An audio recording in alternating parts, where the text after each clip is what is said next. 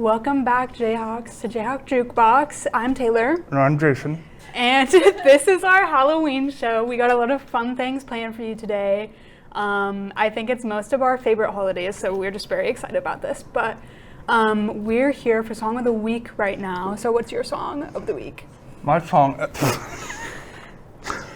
the week is Fear and Chaos by the Black Creatures. Black Creatures are a dark pop band from Kansas City. Mm-hmm.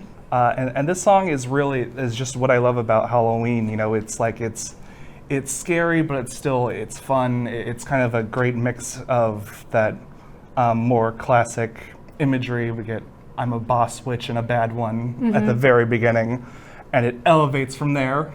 But just like the kind of macabre imagery, but fun and approachable. Yeah, I definitely agree with all of that about the song, because at the beginning, like the first 10 seconds where she's like opening it up on like, she's just talking, or they're just talking, sorry. I was like low-key scared, and then it like went on. It was just really fun and upbeat. And then I love like the little interlude at the end too. I can't lie, I love a song with an interlude. Maybe that's just because I was like a emo girly in middle school, and a lot of like punk and emo songs have interludes. But I don't know, I just thought it was fun. Yeah. And like you said, just like the fun and scary of Halloween combined. Yeah. And we got a rep for Kansas City with Are You a Good Witch or a Bad Witch? Mm-hmm. Which is the last time we'll be referencing The Wizard of Oz today, I promise you.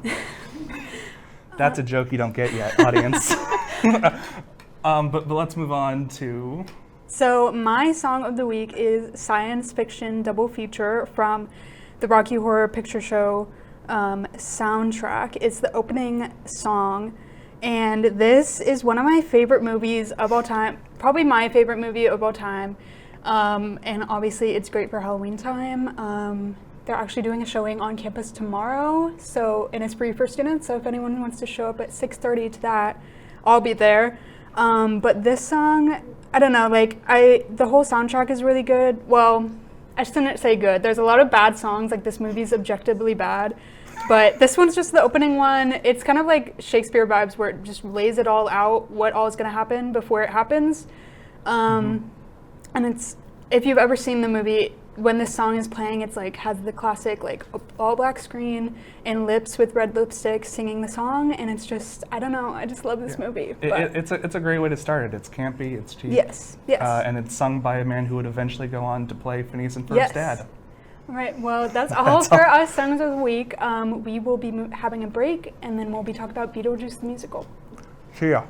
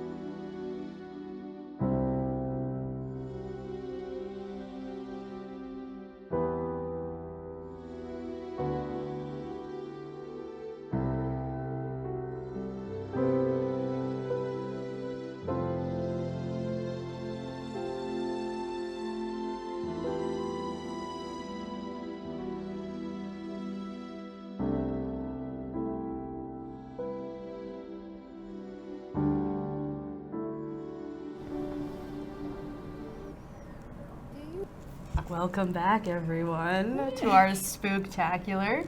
I'm Kit. I'm Alexandria. I'm Taylor. And today we are going to be talking about one of my favorite musicals, Beetlejuice the musical. So, right away, what do we want to talk about?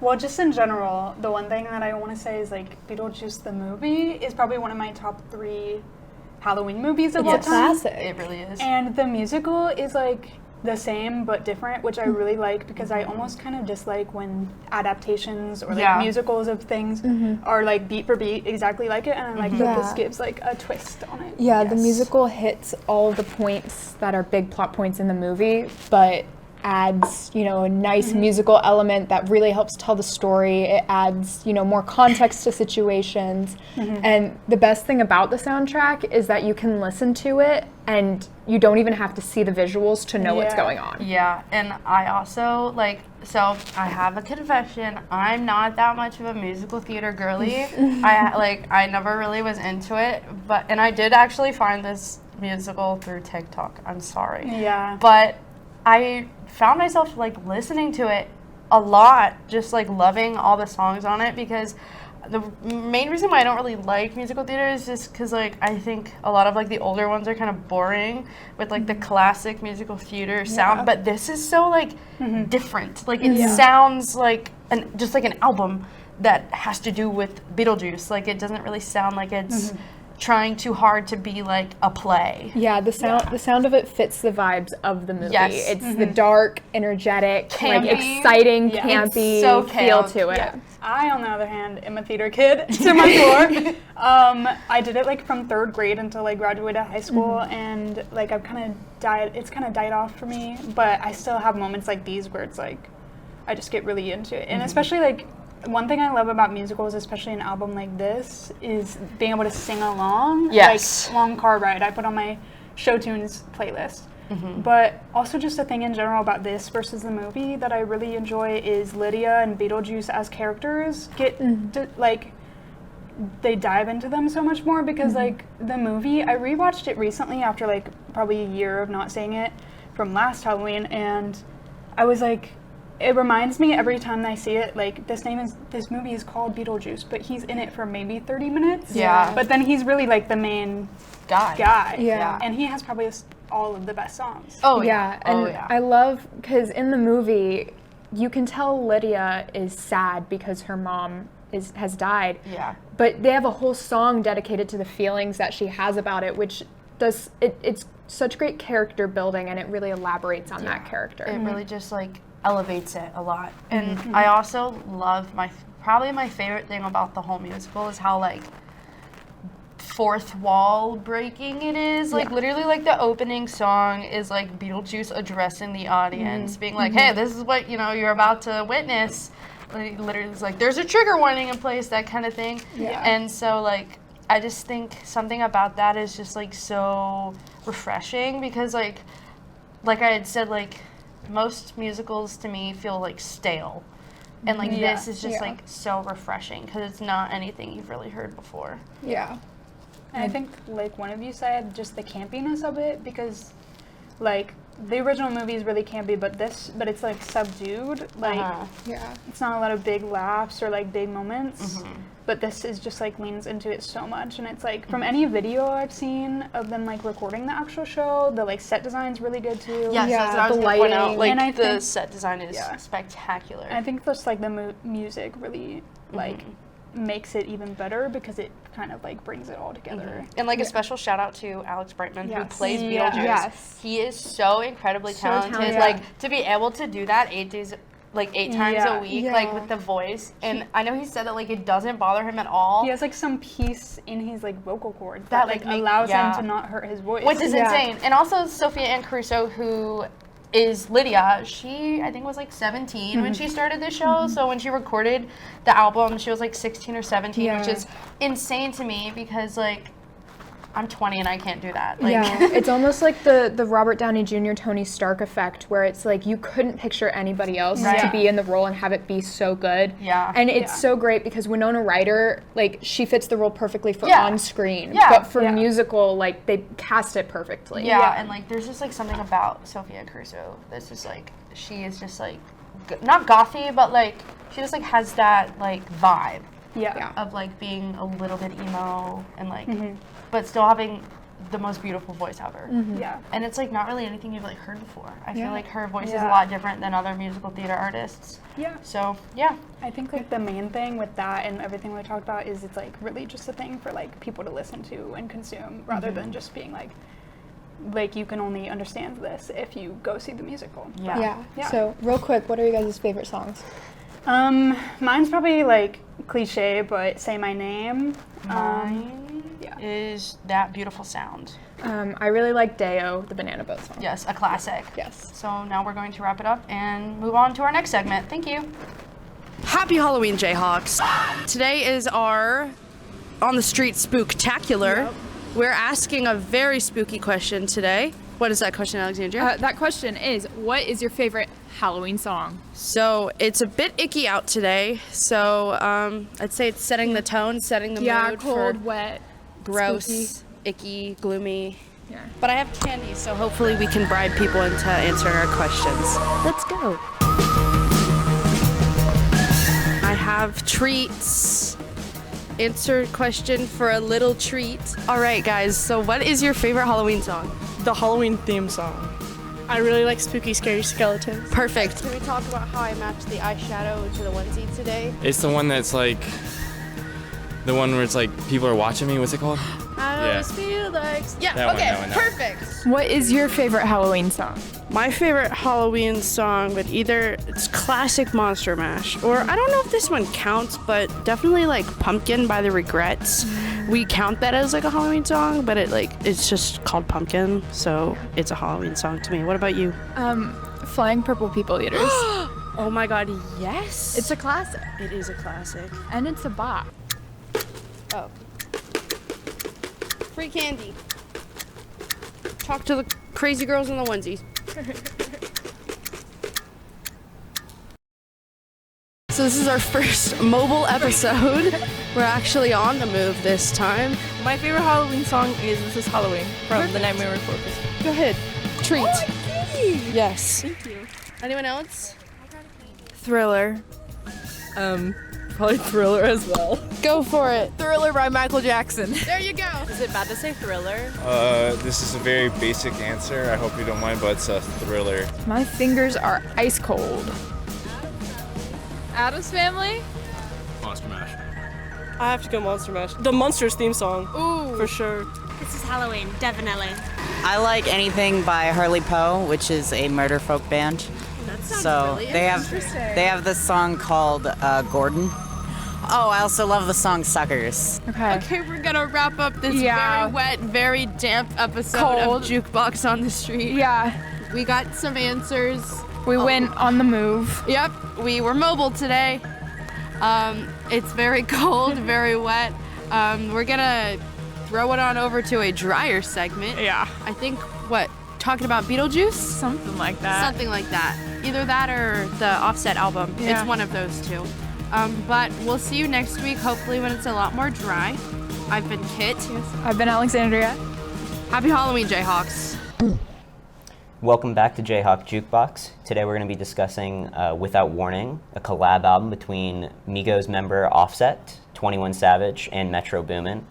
On a midnight Halloween 2017, Without Warning released without any warning. There was no promotion leading up to the album, fitting for the name.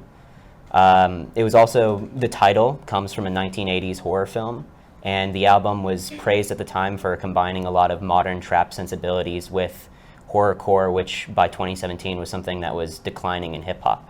How did y'all feel about it? You, Ashton, how do you feel? Well, I think it was kind of a loose horrorcore, I guess, kind of comeback. Mm-hmm. It kind of sticks to 21 Savage's and like Offset and the Migos, like their kind of thing, like they're talking about trap and what goes on there, like drugs. Basically, the main points of the album are drugs, like guns, and jewelry, and like it basically hits all 3 points in every song. It for sure has some horrorcore elements, especially in the song Nightmare. It talks a lot about well, they make some they compare themselves to like horror movie villains, I guess, like Jason and Freddy Krueger. Offset says he's Freddy Krueger. Yeah. With this being a collab album, I like how on this album they let the two artists breathe instead of just pushing them in the songs together. Like, you know, you only get an album like Watch the Throne, which is one of the best, collab albums, because Ye and Jay-Z fed off each other so much. But when you bring the voice of Offset and then 21, it's really two different tones. So on a song like Nightmares, they let it just breathe, like it's just Offset, Quavo, and Metro Boomin. And then on another one, which Choppa hates, it's just, that's 21 Metro and Quavo just on that. And I like how they both just let them. It's still a collab album, but also there's some songs that it's just them, because that's what their voice fits as far as the beat that Metro gave them. That's very well put. I agree. How did we feel about the beats on the album? The beats kind of are what made it a horrorcore. Like I would even consider them. That's why I would even consider them horrorcore music. The beats kind of had like there was some piano, but it kind of just made the whole album have like a little eerie vibe, I guess, with it. Especially them talking about like stuff they've done in their past, and like just the amount of like just trap music basically elements that are in it. It just adds onto it. It just gives it a kind of setting. Mm-hmm. Yeah, I think this album, the scariest part about this album is describing how life is in the struggle, how things really are in the deep, dark, hood, or you can guess you could say ghetto parts of Atlanta, where things aren't always sunshine and rainbows, and many things are very scary, such as ducking from bullets when your house is getting shot up, or having to worry about getting killed by police or anything like that.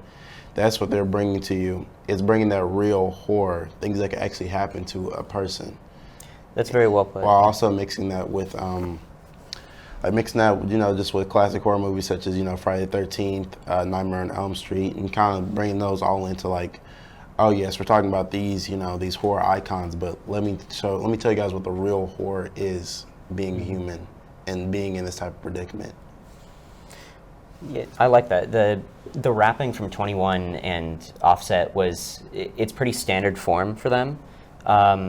Like rapping about trapping is just what they do, and they do it well, which is why they do it on every album.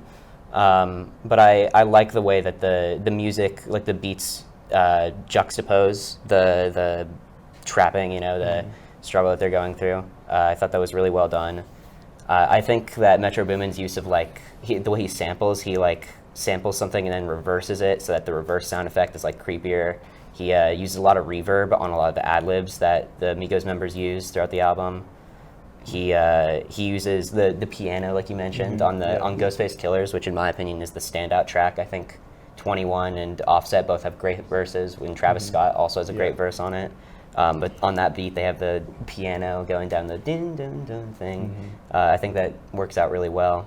How do you feel it compares to a lot of past horrorcore efforts, like some Ghetto Boys or early Eminem? Definitely doesn't compare in terms of horrorcore. Like if you listen to Kim off of the Marshall Mathers LP, it's a completely different experience listening to that song. Much scarier. Yeah, for sure. How would we rate it? I'm feeling a 6 to 7. 6 to 7, yeah, I think that fits. I'll give it 8. I like collab albums. So. All right, thank you. We'll return with our next segment in just a moment.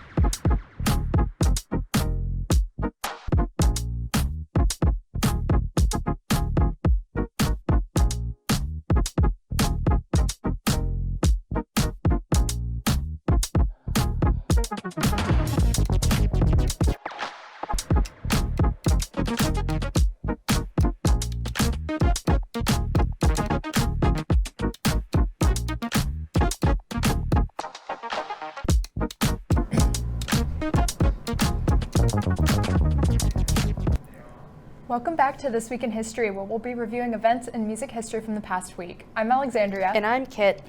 Musician Weird Al Yankovic was born on October 23rd, 1959. He has had hits parodying songs such as Eat It, Michael Jackson's Beat It, and Like a Surgeon, Madonna's Like a Virgin.